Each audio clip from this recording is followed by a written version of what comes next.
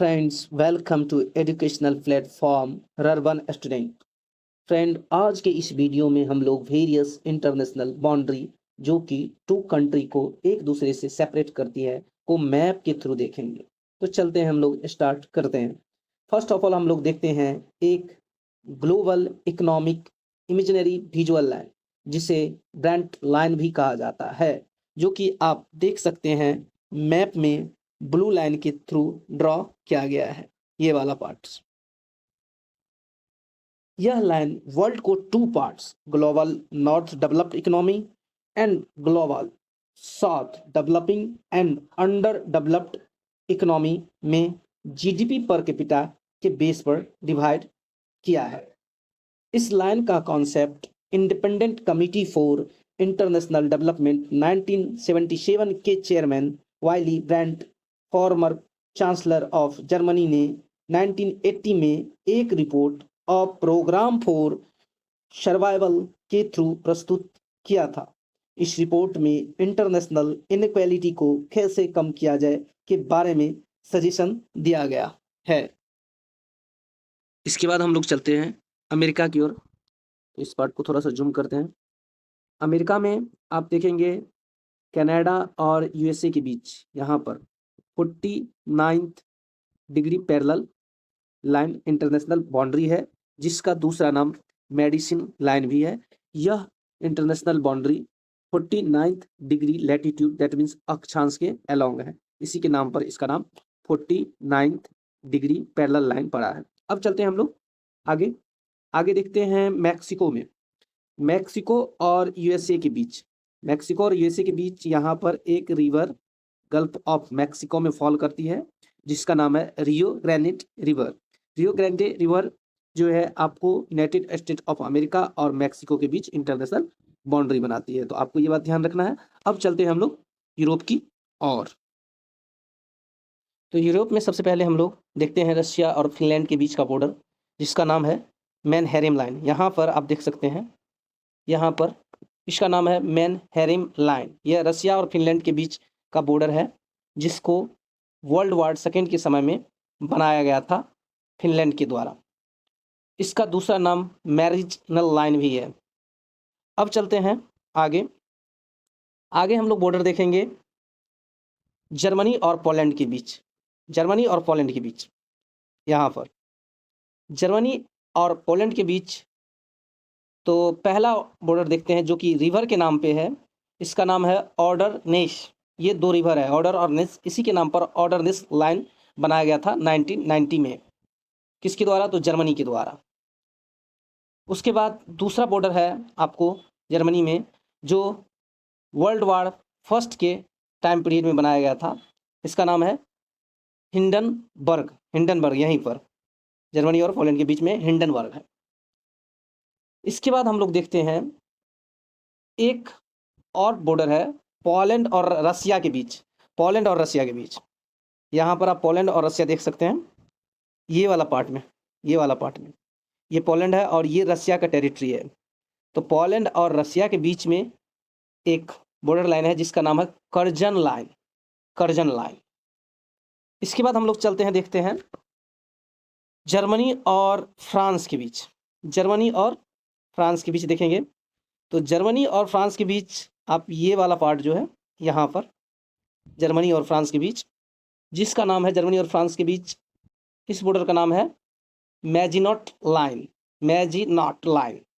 यह जर्मनी और फ्रांस के बीच है। वर्ल्ड वार सेकेंड के कुछ समय पहले बनाया गया था और इसको दूसरे नाम से भी जाना जाता है सिगफ्राइड लाइन।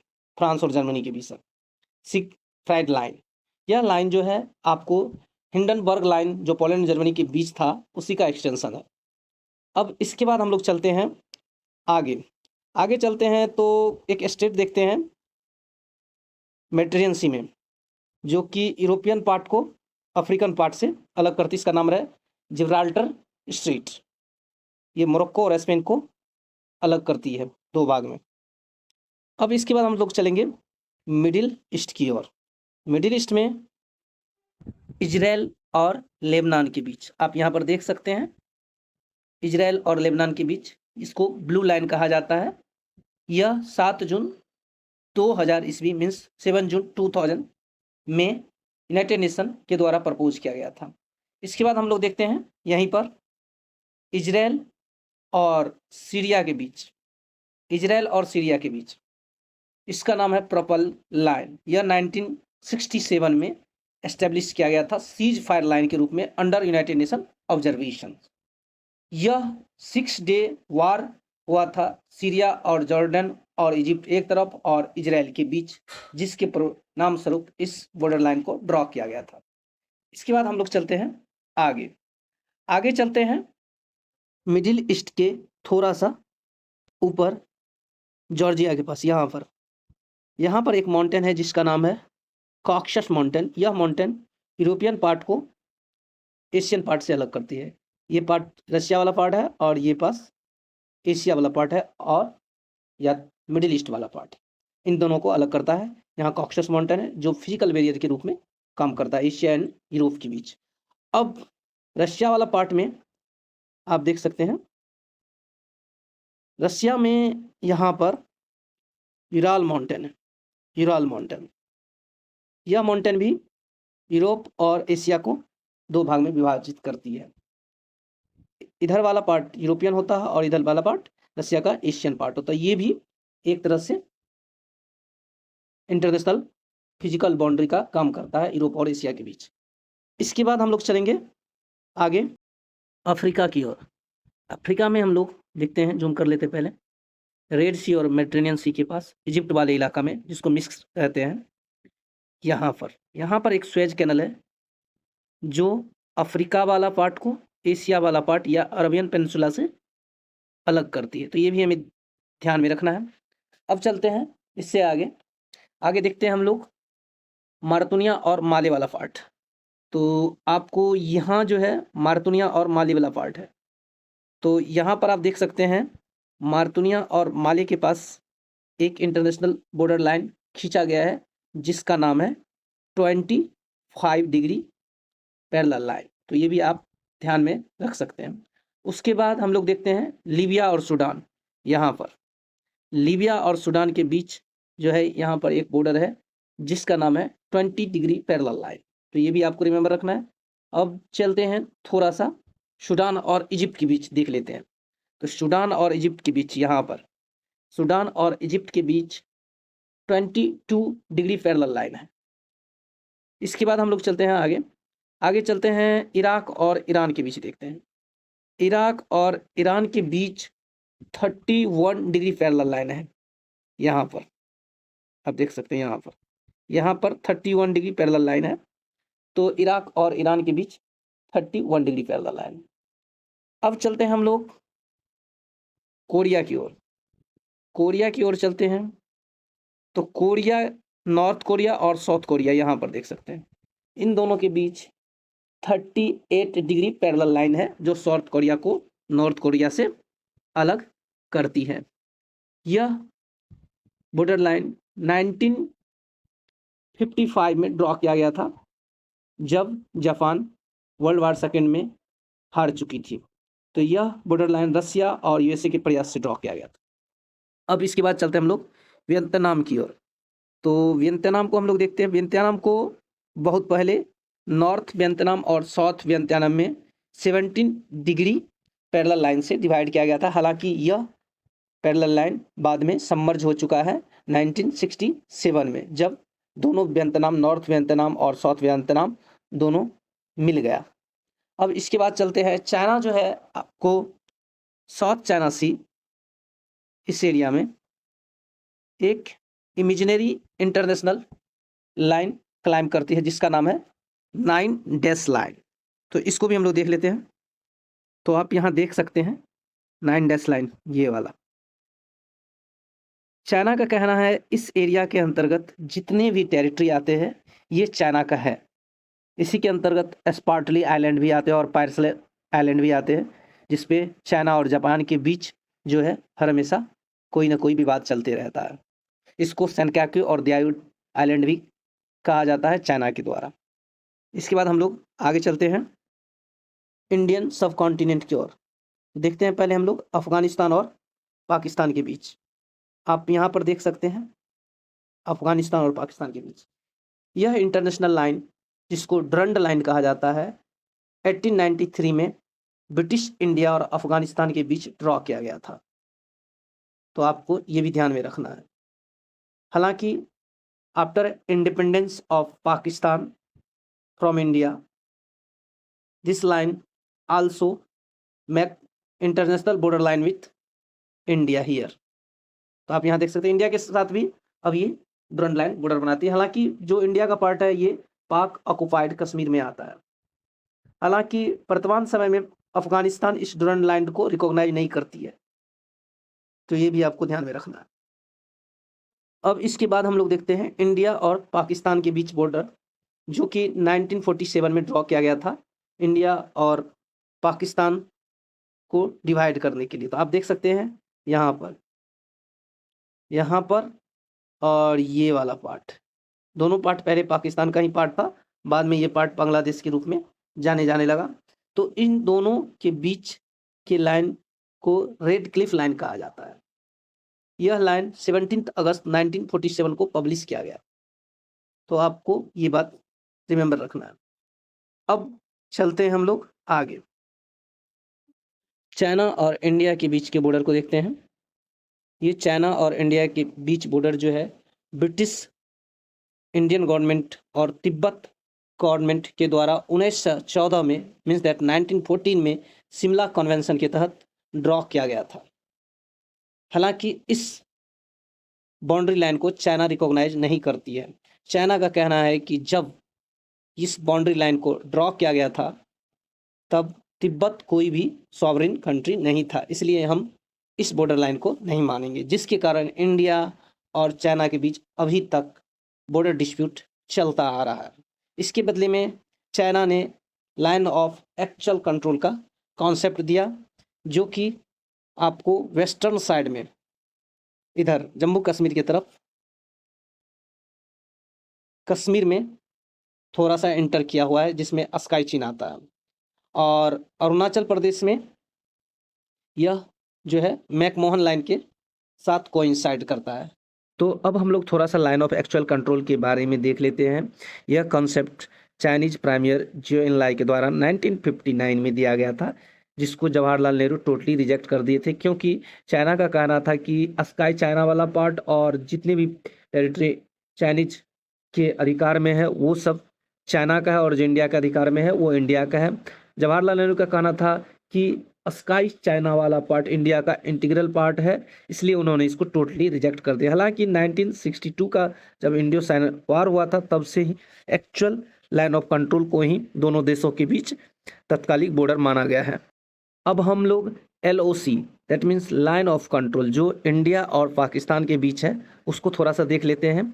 यह लाइन ऑफ कंट्रोल जो है शिमला एग्रीमेंट के द्वारा कॉन्सेप्ट में आया था। 1972 में इंडिया और पाकिस्तान के बीच जो वार हुआ था उसके सीज फायर के रिजल्ट में यह कॉन्सेप्ट इमर्ज हुआ।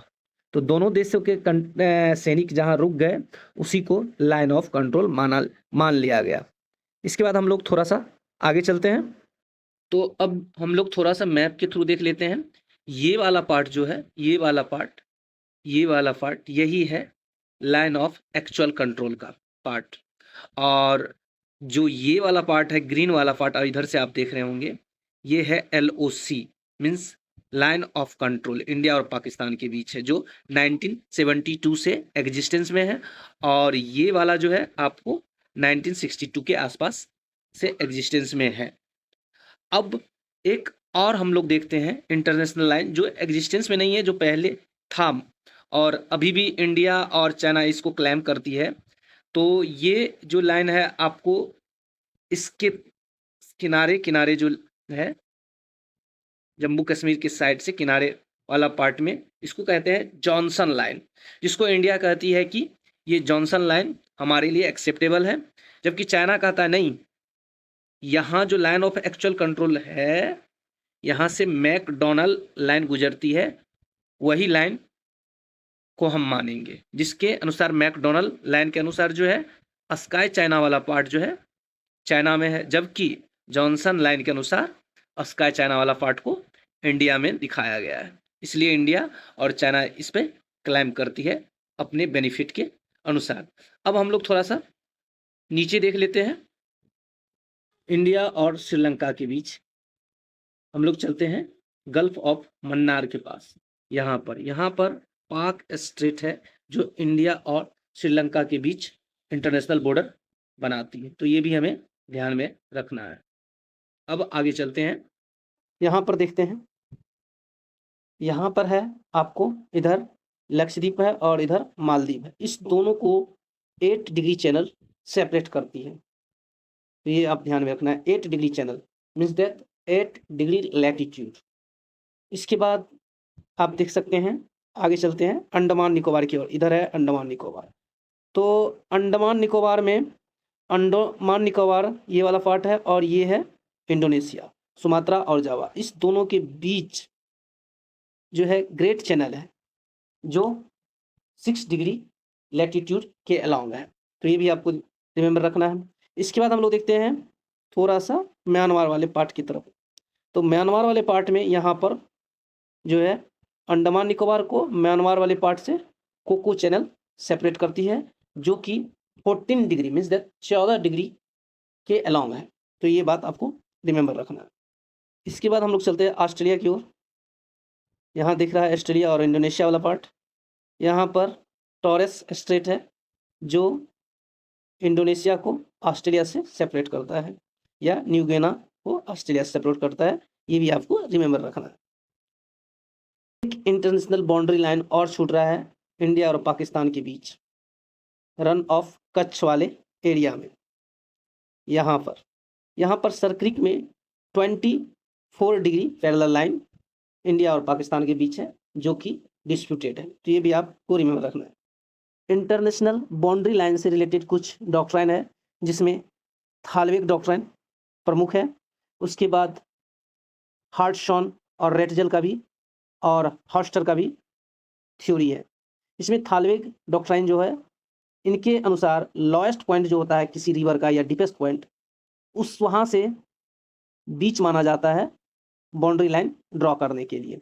जैसे कि आप देख सकते हैं, मान लीजिए ये रिवर है, तो ये वाला जो लोएस्ट पार्ट है, यहाँ से बाउंड्री डिटरमाइन किया जाएगा, तो ये थालवेग डॉक्ट्राइन के अनुसार है। और एक डॉक्ट्राइन है हार्टशॉन के अनुसार, इन्होंने बॉर्डर को फंक्शनल के आधार पर फंक्शनल क्लासिफिकेशन के रूप में डिटरमाइन किया था। उसके बाद रेटजेल है, रेटजेल और हॉस्टर, इन्होंने ऑर्गेनिक थ्योरी के आधार पर बाउंड्री को डिटरमाइन करने का प्रपोजल रखा था, तो ये भी आपको ध्यान में रखना है। इसके बाद चलते हैं, एक थ्योरी है फ्रीडमैन का, जिसे core and periphery model of boundary भी कहा जाता है, तो ये भी आपको रिमेंबर रखना है। और एक ध्यान देने वाली बात है कि हम लोग जब अफ्रीकन कॉन्टिनेंट में बाउंड्री लाइन को देखते हैं, तो जितनी भी बॉर्डर लाइन है, सारे के सारे ऐसा लगता है कि स्ट्रेट लाइन में स्केल पर खींचा गया है। ऐसा क्यों?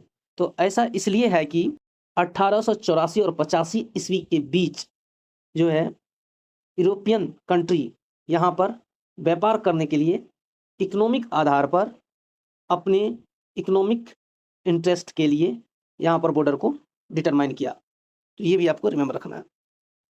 यह बॉर्डर लाइन बर्लिन कॉन्फ्रेंस हुआ था, उसी के अनुरूप डिटरमाइन किया गया। जितने भी यूरोपियन स्ट्रॉन्ग कंट्री थे यहाँ पर, जिनके भी कॉलोनीज थे, उन्होंने इसको डिटरमाइन किया था अपने इकोनॉमिक इंटरेस्ट को सर्व करने के लिए। उन्होंने स्केल पर डिटरमाइन कर लिया, बिल्कुल सीधा आप देख सकते हैं अफ्रीका में बिल्कुल स्केल टाइप से लग रहा है, एकदम बिल्कुल स्केल। ऐसा इसलिए किया गया कि यहाँ से यहाँ तक इसका जो है नेचुरल रिसोर्स जो इंटीरियर इलाका में है, वहाँ तक इन सभी कंट्रियों का पहुँच हो सके, तो ये भी ध्यान में रखना है। यह बॉर्डर जो था बिल्कुल पॉलिटिकल बॉर्डर था, कोई भी ना तो एथनिकल बॉर्डर था, ना इकोलॉजिकल बॉर्डर था, न ही सोशियो कल्चरल डिटरमाइंड और इथनिसिटी के आधार पर बॉर्डर था, जिसके कारण आज भी यहाँ जितने भी देश हैं उसमें विभिन्न विभिन्न एथनिक ग्रुप है। एक एथनिक ग्रुप कई कंट्रियों में डिवाइड है, जिसके कारण बहुत सारा झगड़ा होते रहता है यहाँ पर। इसके बाद हम लोग देखते हैं दो इंटरेस्टिंग इंटरनेशनल बाउंड्री लाइन है, एक स्पेस में है जिसका नाम है करमन लाइन, तो उसको भी हम लोग यहाँ हम लोग देख सकते हैं, ये है करमन लाइन, ये है करमन लाइन। यह जो है एटमॉस्फेयर को डिवाइड करता है, मीन्स द जितने पार्ट में एटमॉस्फेयर है और स्पेस, दोनों के बीच में यह जो है एक इमेजिनरी बॉर्डर लाइन है। एटमॉस्फेयर और स्पेस दोनों को सेपरेट करता है, तो ये ध्यान में रखना है आपको। इसके बाद हम लोग देखते हैं एक और है जो कार्बन डाइऑक्साइड से रिलेटेड, किलिंग कर्व या किलिंग लाइन।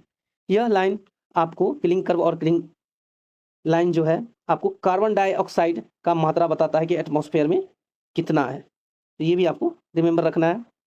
तो friends, thank you for listening, have a nice day.